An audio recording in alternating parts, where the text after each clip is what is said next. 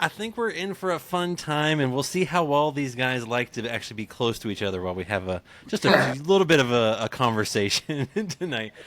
I'm your host, Jonathan Green. This is Bar Conversations here on Hops and Spirits. Don't forget to follow us on all social media, Hops Spirits, all one word, and HS Bar Convo, if you can find it as well. To just stay tuned to what we're doing here. Like I said, we got a fun one for you this week. They're the country trio known as Deltona. Let's welcome in Ned Abernathy, Caleb Miller, and Chris Deaton. What's up, dude? This is our first podcast. Podcast, we're excited. I hope we do this right. First podcast, second interview. So. Well, I love it because and I don't know how many you're going to get to drink on, so I'm excited to let you guys have a little fun tonight. That's right. Now, I forgot to mention this. Their latest single, "Cared Enough to Cry," is out now as well. And we'll talk a little bit about music here in a little bit. But first, I always got to ask. This is Bar Conversations. What are you guys drinking tonight? What's your go-to drink these days? Dude, we're being boring tonight. We're just drinking some beers. We're drinking actually stolen beers. Yeah. I had to steal just now because we ran out while we were shooting some content earlier. But Caleb was supposed to bring a whiskey bottle because I feel like the normal is Jack and Coke for us. Yeah. And I forgot it. So. What do you like? Chris is sober. I like Diet Coke, and I have too much. Diet Dr. Pepper, I have way too much of it. He does. It is insane how much Dr. Pepper he drinks. Yeah, everyone's got a guilty pleasure. I love a good Coke Zero. It happens, Now, because there's three of you, I was like, what can I do? Now, you're all three from different places, so I was like, I can't narrow it down. So found a little 3-chord triple wood for three of you. So who's that on the bottle? So that is, hold on, it's Guitar Shorty. Whoa. Oh, okay. Who's that? There you go. That's what they call me in high school. But a little 3-chord bourbon, which has a little music theme to it as well, and triple wood. I figured that was fitting for you. Now, I have no idea if it's any good. I spilled half of it trying to pour it into a cup, so I'm off to a great start. You're shot in front of us. Yeah, I mean, you got to see how you like it. Oh, no ice or nothing. Well, that's interesting. Where's it from? So it's a Kentucky straight bourbon finished in toasted oak, Annabelle, French oak, and American oak. But yeah, it's an interesting triple wood mix of Kentucky straight bourbons. So now you guys mentioned you like Jack and Coke. Anything else that you go with? I don't know. I'm a big bourbon guy. I love bourbon. Right. But I say that, and then I just drink beer. I don't know, man. I have a theory that like everybody that says that they like drinking bourbon by itself, I just don't get it at all. It's like y'all are lying that act like it tastes good.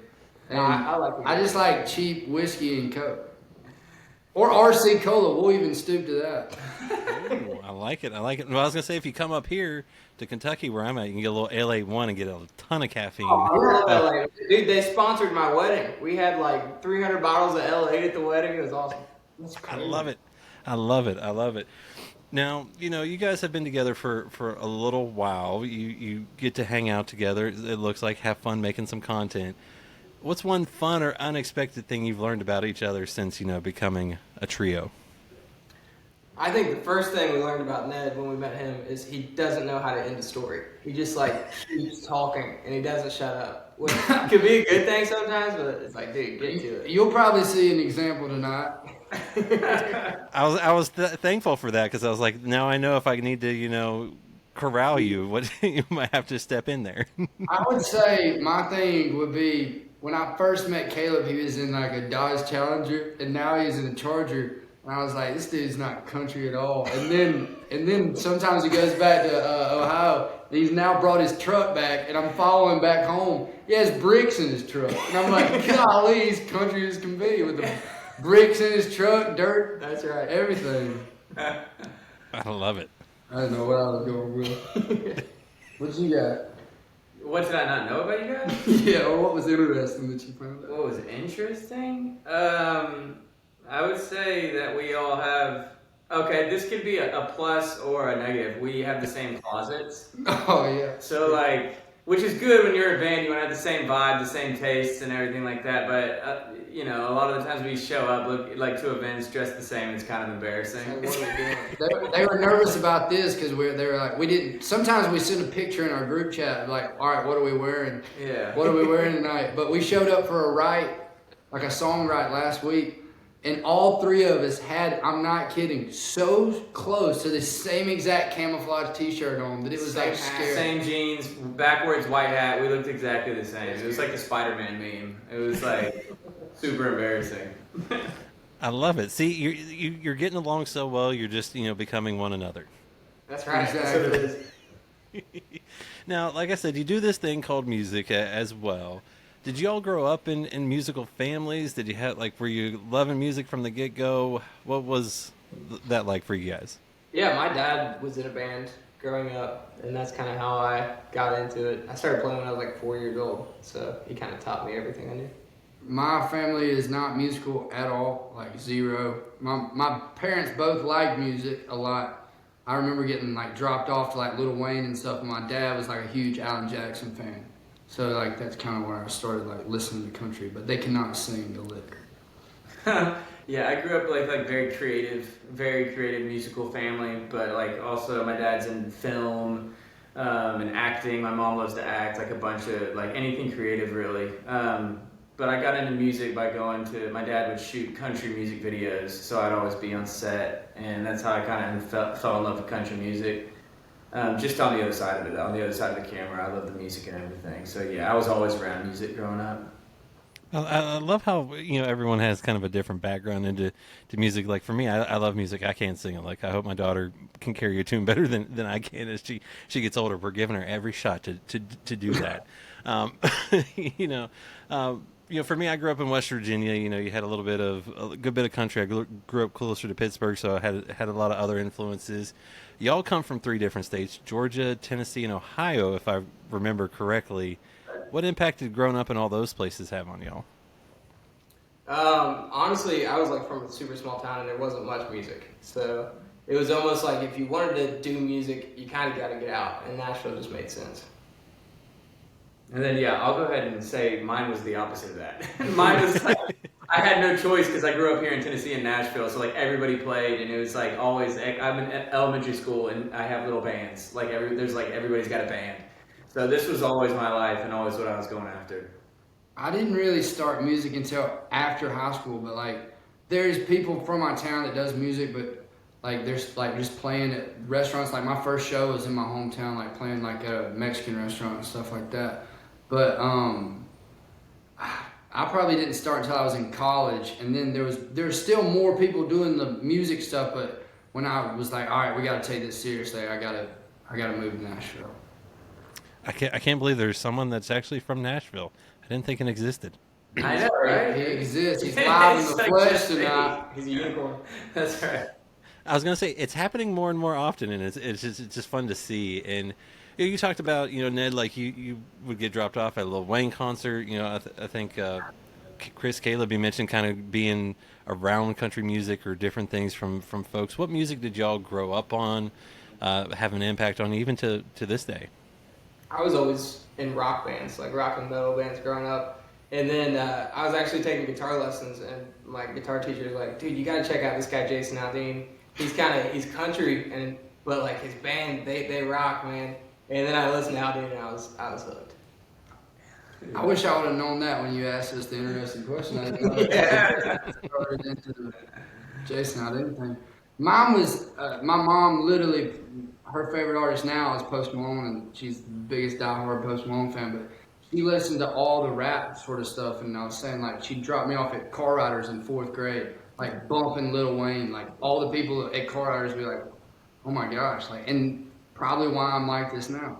But my dad was all, like, Leonard Skinner and, like, biggest Alan Jackson fan, and kind of got me into that world of country music and stuff like that.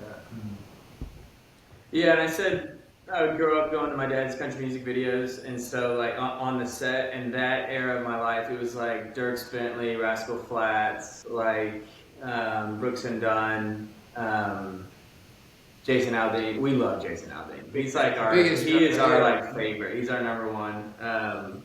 But yeah, that era of like country music, Big and Rich, that whole album is the first like album that like I played drums to that whole album, all that stuff, that whole era of what is that like early 2000s, that era of country music is what like I grew up playing. I like it. I like it. And see, you guys learned something again about each other. You know. Yeah, really. Well, and you know, for Ned, you know, you're the vocalist of the trio, the kind of the lead vocalist, so to speak. Have you always wanted to sing? Did you always want to be a singer? Like, when did that come into view for you? Really, like, kind of just again, like after high school, I did sports and stuff during high school, and I like never really thought anything about it. Like the only thing I can think of, I'm gonna keep it short. I'm gonna try to keep it short. The only like I remember my sister's like 15th birthday, so I've been like 12, and like I was such a Luke Bryan fan. I pulled her karaoke machine out there to the back deck, like while she's having her birthday party. Like all the family and friends are over. Nobody asked me to do this, and I'm with my shirt off singing "Country Girl Shake It For Me" when that was a hit. And besides that, that was kind of the end of my like singing phase. I wish there was a few of that. Yeah. There's probably a video somewhere. I love it. And if there's not, you guys, you might need to ask his family. Yeah. Now, Caleb, you mentioned, you know, playing the guitar, things like that. I mean, what led you to the guitar? When did you pick that up, and how long have you been playing it? Yeah, so my dad was in bands, and he played bass. And I was like, that's not cool at all. Like, I can't grow up being a bass player. So I started learning guitar from the guitar player in his band, and I was like, that's a lot cooler. And then he knew a little bit of guitar, so he was kind of teaching me that. And by the time I was like 5 years old, he was topped out. He taught me everything he knew. So I started taking lessons, and I was in bars at like 10 years old. They would like throw me in, and I'd start playing. So really just learned by doing it, and I was hooked. I played every day. I started playing football when I was young, and then I just gave up all sports, and it was all music. I was playing bar gigs every weekend, so never got away from it. Now, do you have a little bit more appreciation for bass players, or still, you know, guitar? And not at all, dude. If you can play bass, it's like there's not one here. There's not a bass player here. So. I know you play bass, don't you? I'm so sorry. Now, Chris, how did you end up on the drums, and were your parents okay with you having a drum set at a young age?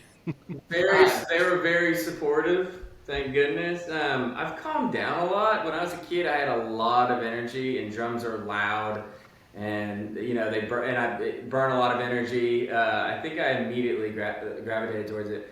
But my parents were like super supportive. My dad even built like a room inside of our garage because the houses were very close to each other. But even before that, like my dad would have me go. I started playing young because I grew up here in Nashville. So I would just like before the room was there though, I'd go. I could play anytime I wanted, but I had to go knock on the neighbor's door and ask if I could play. But they were always very supportive. We've always told Chris, it's like when we have kids, we want them to play music, but not drums. We talk about it all the time. That sounds wild. How could you buy them drums? That's right. I know. I'm impressed with your parents, Chris. I mean, to go that far to also build a room to make it a little quieter. I love that. Love that. That was just to keep him in there until like 7 years. Yeah, I said they built the room for me. I'm sure they built the room for them. Yeah. It was a win-win for everybody. That's right. Now, you know, I mentioned you guys are a trio. You came together. You know, it's not like you've been lifelong friends. But take us back to that night at the Bluebird Café when you guys realized, hey, all of these people make sense. Let's do something together. Yeah, good. I said you. Oh, okay. Yeah, so we, dude, it's crazy. So we actually saw the Bluebird post it on Instagram, a video of Ned singing. And me and Chris, we've known each other for like 8 years, played music together and stuff. And Chris sent me this post. He's like, dude, check this guy out and check the song he wrote out. And it was so like what me and Chris love. And we love writing that. So we messaged Ned and we were like, hey, dude, you want to try to write some music and hang out a little bit? I mean, we could be serial killers, who knows? It was like a blind date. But we met up and it clicked. I mean, we started writing music and it just all made sense. He was writing what we love and it felt like the right fit to be a band. We didn't go into it thinking, oh, let's do a band, but we just got to know each other and we were like, this could really work. Yeah, I think it was a very similar songwriting styles, and so when we got in a room, one of the, I think, was it the first one? Was Cared Enough to Cry? Was the song we just put out. We wrote that a long time ago, and that was like one of the first songs that we wrote together. And then I think, like Caleb said, there wasn't a, we need to do this to get together, but I think after we wrote that song and how like easy it was for like how well we wrote together, I think we started to go like, maybe we should do something. And Ned, what was it like for them to slide in your DMs? At first, I feel like I was looking at it, and I'm like, 'cause, like at the time, I'm playing Taco Bell and like playing downtown Nashville, and driving all the way back to Georgia doing private gigs and stuff. So I was really looking for like any in I could grab, and then that's why maybe I showed up to that. I think we ate breakfast or something, and I was like, I don't even. Yeah, they wanted to do coffee, and I don't drink coffee. Yeah, which you did not tell us until later. Yeah, I think I even ordered a coffee just to be like, maybe I'm normal. And but I remember showing up and I was like, I don't even, who knows? Like maybe we can just write together. And then it kind of just hit off from the beginning. They let me talk for 4.5 hours or however long it was. That's when you knew it was the right fit. Now, I knew it. now you guys mentioned like you didn't go into this with any preconceived notions of where it could lead. When did you realize though, like, hey, we could maybe do this as a trio, like get the three of us together and see where it goes? Like Chris said, I mean, we wrote Cared Enough to Cry, and in the room, we're hearing Ned sing it. It's like, oh my God, like I couldn't hear anyone else doing the song but Ned's voice on it. So we felt like we just had to do it. It was kind of crazy. There was no other option. We had to be a band. Crazy. I love it. Sometimes things just happen. And now, where does the name Deltona come from? How did you guys settle on that? Because we stood on frustration. It's so hard to come up with a name. Picking a band. Well, that's what I was gonna say. I've talked to enough bands that they're like, I don't know. We were ready to go to a show. We didn't have anything on the marquee, and we just threw something up. We were literally, me and Caleb were laughing about it before Chris got here. If you Google AI, if you Google us right now, the AI overview says, it doesn't even say our band name. It says we're from Florida, all this stuff. Yeah. But we're not from Deltona, Florida. We made it out of thin air. There were so many names before. Dude, we were playing this game. We were like, let's try to name a bourbon. What would be a cool bourbon? Because naming a band kind of pigeonholes you. So then we were like, what if there was an old classic car? What would the model of the car be? And that's kind of how we got Deltona, like a '68 Deltona or something. Yeah. So we really just liked the sound of the word. And we were like, let's go with it. I love it. I love it. You just never know.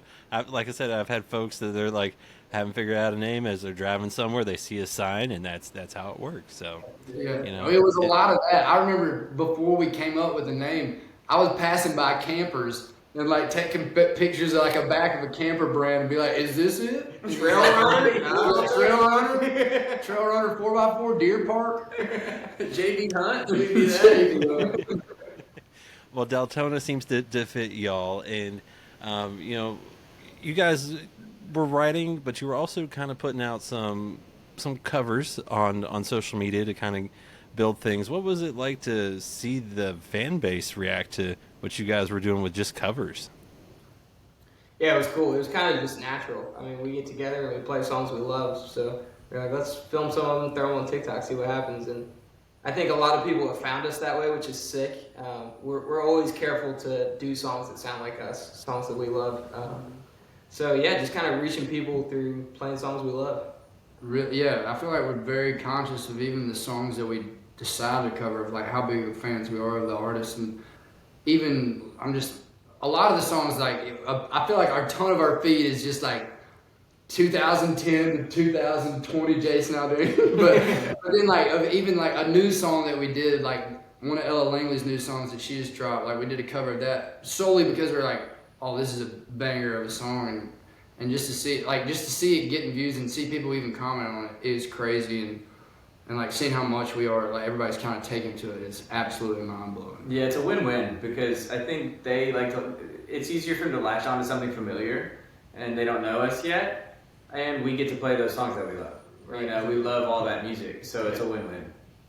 But then they get to go down the rabbit hole, so to speak, and see some of the originals that you've put out. So what was it like, though, to start putting those out there and then get some good feedback from fans as well? It's amazing because like we'll be on our lives and we're like, all right, what do y'all want to hear? And it's gotten to a place like, you know, where they're saying our song, they want us to play our stuff. Yeah. And we almost feel like, are y'all not sick of that yet? But There's really 3 of them. It's really refreshing to see the switch. You know, it's been really fun. Yeah. And like kind of I feel like all 3 of us are learning together. I mean, we all 3 know how important social media is, but like learning how to try to do it the best way of how crazy all that is. But like hoping that like one of our covers do really good and having like an original song right behind it, and like just kind of being like, oh my gosh. And then when it is crazy what he's saying of like when they're asking and they're requesting the original songs, it's just so thankful on our end of it. Well, and you've been working with a producer, Jason Massey, a good bit. What qualities has he brought out in y'all to kind of help get you to maybe find your sound and that road you guys want to go down? It's crazy because kind of the same situation as Ned. We just started writing with Massey at first, and he is a crazy good songwriter and just like a musical genius. So we started writing with him. And we're like, this guy can produce an album. Like he's almost the 4th member of Deltona. I think he is the 4th member of Deltona. I wouldn't even. Yeah. The one problem with Massey is we'll write something really, like we think is bad, and then we get back something from him, and he makes anything sound good. It's so good. So we don't know what's good and what's not anymore, because we imagine because he's so talented. He's awesome. He produced, I think, the first 2 Kelsey Ballerini albums, which is like so not our sound, but they sound amazing, and I don't think I knew that going into it, but he is a musical genius, so it's cool to have him. And just the most like down-to-earth guy, and like greatest, like he's just a family man, and like I don't know, I feel like he speaks to all, like everything. Yeah, he's great. He's been really good. Well, and like you said, you guys just put out another song that you guys, I guess it sounds like you wrote a little while ago, your very first song kind of together, Cared Enough to Cry. It's also kind of your first ballad, kind of leaning into more of a classic Heartbreak country sound. What motivated y'all to put this one out? And what was it like to hold on to it, too, from your first writing session? So we have always loved that song. It's been like very close to us, but we were just wondering, like launching our socials to try to get attention, like should we maybe do something a little bit with more energy and upbeat? And so we started with these other ones that we also loved, but like we said, Care Enough to Cry, it kind of almost was the birth of Deltona, because it was like the runway to maybe we should go down this path. But we were opening for Avery Anna maybe like a month or 2 ago, and it was an acoustic set, and we played it, and everybody just absolutely loved it. It was crazy. And we were getting messages saying like, please put this out. Our comments were blown up. So it meant so much to us. We were like, yay, selfishly, we get to put this song out now. True. And it meant a lot that it resonated with them, and they loved it so much because it was always precious to us. Right. I feel like it's always been a back pocket Deltona song. Like inevitably we're gonna put this song out, and then when that happened at the Avery Anna show, it was like, oh, now we get to like now. Yeah. Well, I was gonna say that's even better that you didn't have to hold on to it for too long, and folks, loved it as well. And one of your other songs, "How to Not Help a Heartbreak," that's a tongue twister for me tonight. I have a way with words, so it happens. That's got a little more southern storytelling details. One of my favorite lines, quote, "Forgot to put the joint out, about burned the house down." I love that. You co-wrote that with Jacob Schur and Cannon Smith. What inspired those kind of, unfiltered lyrics, so to speak? That's Ned's life. I feel like I finally got to put weed into a song, and they let it fly on that verse. And that honestly still that's one of my favorite verses because we got to put that in there. And writing with those two, they're 2 of the like most amazing songwriters, and I feel like every write that we have with them, some amazing energy and just a great hang with them too. But I don't know, that's still one of my favorite ones. But what it is kind of. It's all true, man. It's all true. It's all true. Yeah. I was gonna say I love Cannon. He was on the show back in the spring, and he was at his neighbor's shed having a beer. So it seems just like one of the guys that would fit in well with y'all. He's the coolest. Well, and you've also had Love Don't Love Me, and you put out a video for that as well. It was a carefree night out. What was it like showing that fun side of y'all? And because I don't think you're fun at all. I don't think you ever are. Dude, they let us in this bar at like 1 p.m. And we were like, can we just come shoot something before you guys open? And I guarantee there's a bill for whatever we drank. Broke. I mean, I'm pretty sure we broke glasses during when I'm throwing the thing up with Chris. I think Chris was the first person to go behind the bar with a towel on his shoulder, and I was like, "We got to do that! That's hilarious." They definitely lost money that day. They definitely lost money, or we lost money. We just don't know about it. I mean, how much fun though was it to kind of have a video shoot and kind of be able to tell the story of a song that way? So much fun. Right now, it's so bare bones. It's like us and a buddy. So it doesn't feel like a movie shoot yet. I think we'll get there someday. Mm-hmm. But right now, it's just chaos and fun. Yeah. Well, and you guys talked a little bit about before we hit the record button. You guys were doing some social media content. What's it like to even have to kind of be maybe a little bit vulnerable, silly, goofy on stuff like that these days? I think it's all great. Obviously, a lot of people say the hard side of social media, and I guess that's one side of it. But it's we're kind of just rolling with how we have to do things right now, and it's fun. We all like being together and making the content that we make, and we try to make it authentic as we can. We're not doing dancing videos and all that stuff. Just because we can't dance. Yeah, sure. I care. It's been really fun though. It's a good outlet to make fans, honestly. Really? And we find almost we work extremely hard on the music, but we found we've even built connection with these people first. And then they kind of help us. Like we said, they helped us choose. We were like, we get to put out Care Enough to Cry. Because we have a whole audience now that we can bounce ideas off with. And we know these people. They're coming to our shows and it's been really great for us. And getting to know them more and more too. They're in every single live. It's our closest thing to talk to these to the fans, and they're the whole entire reason we can even do this and that we are doing it. Mm-hmm. But yeah, that's it. That's great. Well, I was gonna say, what's it been like? Obviously, when you go into music, your goal is to have fun, put out songs you love. The next thing would be hopefully someone enjoys them enough to listen to them, and then if they can connect with them, that's even better. What's it been like? I mean, you've put out three, just a handful of songs, and to have folks already connecting. I mean, how cool is that? Is that some pinch me type moments right now?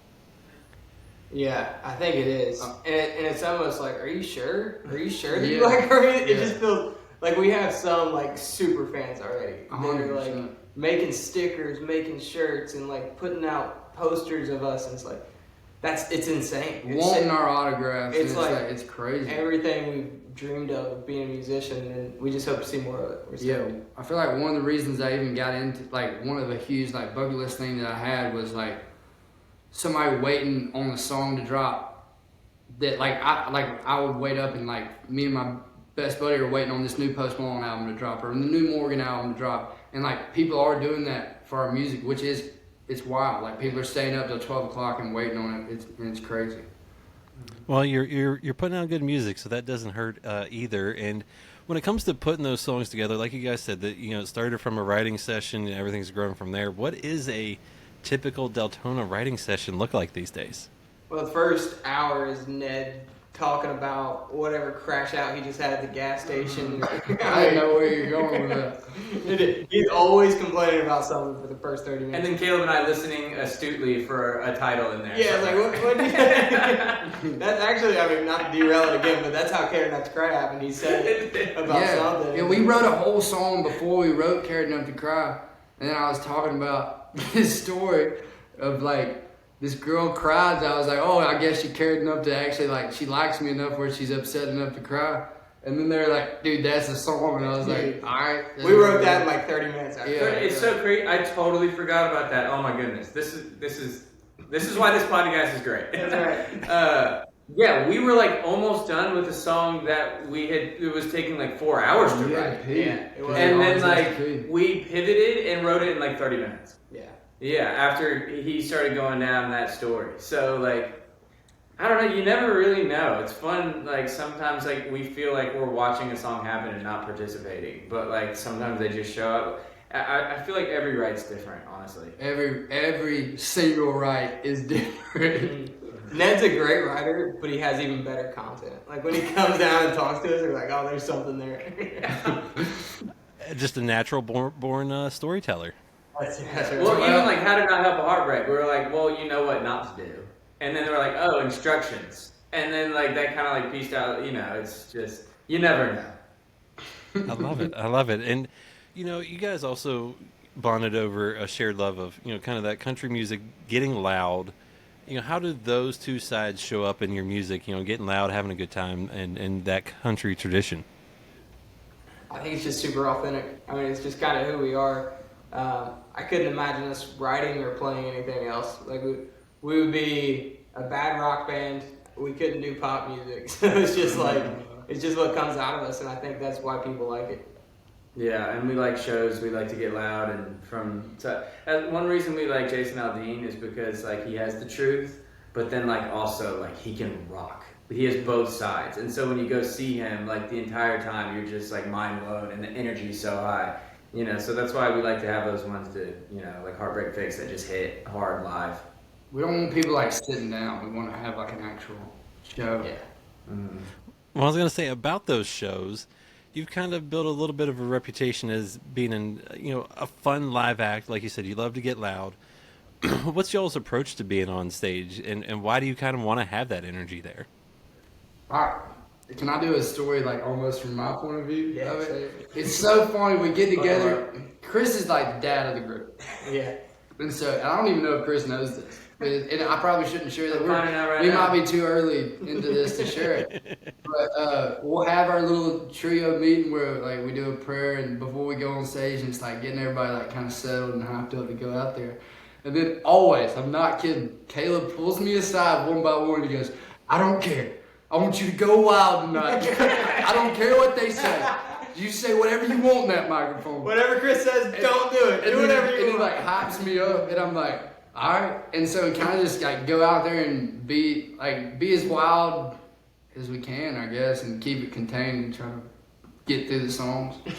But just try to have a good time, because I feel like have a good time. if we have a good time, then everybody else is having a good time, and they can see it and it translates. Mm-hmm. Yeah. But we can't wait to play more live shows. I feel like we just got almost a taste of it, and now we're kind of going off for holidays, but coming soon. Well, I was going to say, I mean, you guys have been fortunate enough to, open for the likes of Rodney Atkins, George Burgee, Cooper Allen, Avery Anna, things like that. What's it been like to do some of those and maybe have that chance to say hi to them and pick up something from them? George Burgee is the nicest dude ever. He took a second to talk with us. We got a picture with him, and we got to have an actual conversation with him, and so cool. Everybody letting us play in front of him, we're so thankful for, obviously, and even get letting us have almost like a piece of their fans that are coming for them, and just kind of going off of that. But everywhere that we've been, everyone has treated us so amazing. That's the cool thing about country music, is that the fans are so intense and they're so willing to love a new act. They don't really give you the cold shoulder, but as your opening, they embrace you, and it's awesome to see that. Mm-hmm. And they even if you don't, we're still very, very new and don't have a big following yet. But the following we do have, they make us feel like the Beatles. They do. And so we work every day, either in socials or live shows to try to build a fan base. But it's nice that the town is also of other artists have been very cool with us, and always giving us good advice and stuff like that. Country music's great that way. Well, and like you guys said, you're still at the start of it all. You're building toward those next big things. You kind of touched on this. You just love having that energy on stage and having fun. But what's the best part about performing shows live? Because it's one thing to put out the music; it's another to bring it to life. I think when you said earlier you're like y'all aren't that close yet, or you were not, but I feel like these two are like my only friends almost. Where it's like just having fun on stage with them, I feel like that's the best part of it. And like I honestly, like as long as like when we're going up there and having fun, it don't matter that even in Ohio or wherever we played one time, like there's 8 people there. It's like Kayla's family. It feels like it was sick. It feels like I love one of my favorite things to do is the van ride right after we go back to the van, because it feels like you just got off a roller coaster and you're talking about the ride. Yeah. Like it was so much adrenaline, it was so much fun, and you're talking with your friends about like what it was like the highs and the lows. You know what I mean? Only highs for us. Yeah. No lows. A lot of highs. But that's what it feels like. It's so much fun being able to do with 2 of your best friends. I respect solo artists so much, but I couldn't imagine being in their shoes. Like being in a band is the best thing. It's the best. Where you like have 2 guys that are like brothers to share the ride with and just to have fun. I mean, there's nothing but fun. Even if it sucks, it's still fun. We've had those too. I was gonna say there are ups and downs in the music industry, unfortunately, but it sounds like you guys got a good crew to go on any journey with. And I mean, but what's it like to have that connection? You know, you guys have talked about it multiple times. I know I kind of teased that you haven't been lifelong friends, but clearly you're close. You're brothers now. Yeah, well, it's like I said earlier, how we have the same closets. Well, one of the reasons we chose to do this was not necessarily because we write well together. We all have the same taste in music, the same movies, the same TV show. So it's honestly like, this might sound gross to you guys, but it's like we finish working and then I like, go home and like send them a TikTok or something. Yeah. Like, you know what I mean? It's like we have the same taste in everything too. So it's like, yeah, I don't know how long it's been that we've been together. Almost 2 years. Yeah, but it feels like even longer just because we happen to be, you know, we have the same taste in everything. And like the same work ethic. I mean, the 3 of us want this more than anything, and it's so exciting to not feel like we're having to like pull weight, but like all 3 of us are full steam ahead and wanting to get this done. 100%. I know it's kind of boring. That's not a good documentary. We should be at each other's throats, but I'm sorry. Can you cuss on here? Maybe we will get in fights later. Hey, we can have drinks. You can do whatever. No, I'm just kidding. But I mean, that's brothers do fight at times. I've heard that. You know. There's 3 of us, so 2 to 1. Right? Yeah, exactly. Well, and I always love asking this question toward the end. You know, I started off with what's your go-to drink, and at the end I love to ask this one. And I'm curious to see with the 3 of you if y'all have the same answer, or different answers. What's your favorite song of yours to perform live right now? Ooh, that's a good one. I know mine right now. Go for it. You want me to go? Yeah, you go. Ours is You want to go second? I was going to tell the truth, but then I feel like I should plug something that's out right now for somebody to go straight. I'll go truth, because I know what you're doing. Is it the same one? Yeah. Well, we just wrote one recently, and it's a new song called Point of View that we love, and we've been playing it recently. It's just high energy the Point of View is time. my favorite, but it's not out. Yeah. But I have to say, at the end of the show, I'm glad we have our closer, which is Heartbreak Fix. That one's always great to play live. Everyone loves that song. My answer is Point of View, but if I pick a song that's out, honestly I like doing How Not Help a Heartbreak because I just get to say the weed. That's really it's it. the little things in life, right? Little things. That's right. We've been playing like a lot of acoustic shows too, which is super cool because you get to get intimate. But Care Don't Have to Cry always. It always like it gets people attentive and like they want to hear the story and they can just kind of cling on to it quick. So you're gonna have to go check that out. It's out now. See, I love it. All 3 different answers, kind of, but it also goes to show like. One, how depending on what maybe the set is, if it's an acoustic, you might love something more. If it's a live show and you get to switch it up, you might love that. And that's why I love always asking that question. That's a great question. Yeah, great question. Now, like you guys said, Cared Enough to Cry is out now. You've got a few others that folks, if you love that one, go down the rabbit hole. They've got some fantastic songs. Now, with what can you tell me without getting yourselves in trouble? I've said it. Don't get yourself in trouble. After this, it's all on you. What do you guys got coming up in 2026? In the future that folks can expect. I'll go, and I'll probably get in trouble. So I don't know if I'm great to go first, but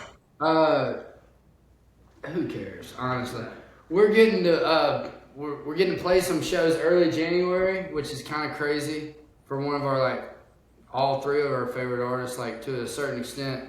I mean, just insane that we're getting to go on that couple of run. But We really, won't name any names, but I know I answered that question like I was gonna drop the name, but then I got scared as I was doing it. I was like, will I get in trouble? And I'm sitting here going, I don't know if it's worth it or not to get in trouble. But he said without getting in trouble. yeah, so getting to play shows. Honestly, I'm just looking so forward to shows and just dropping some of the music that we are holding on to because, like, I love all these songs that we dropped, but I still have some favorites on the list that we hadn't even teased yet that I'm so excited for. But just playing live, so much. I want to play live. Right. We'll keep dropping music, but I'm stoked to play live more. I think we're like 7 actual live shows in, so it's like let's play 1,000 live shows. We're ready to play. So it sounds like folks can expect more new music next year, a lot more shows hopefully, and they just need to follow social media to see all your fun videos and know what's happening. That's 100%. exactly it. Come hang out. You need to join our band because that was perfectly put. Yeah. You play You bass? answered for us. I can't play a lick. I can provide the bourbon. That's all I got. Hey, we need that too. Right. We need that. That might be more essential than the bass. You're in. Well, Ned, Caleb, Chris, I have had an absolute blast tonight. Thank you for sharing a little bit about your journey so far, what you guys have got coming up next. I can't wait to hear more music from y'all, and cheers. Us too, Cheers, man. brother. We're so thankful for you to have us on here. Thank This has you, been man. so much fun.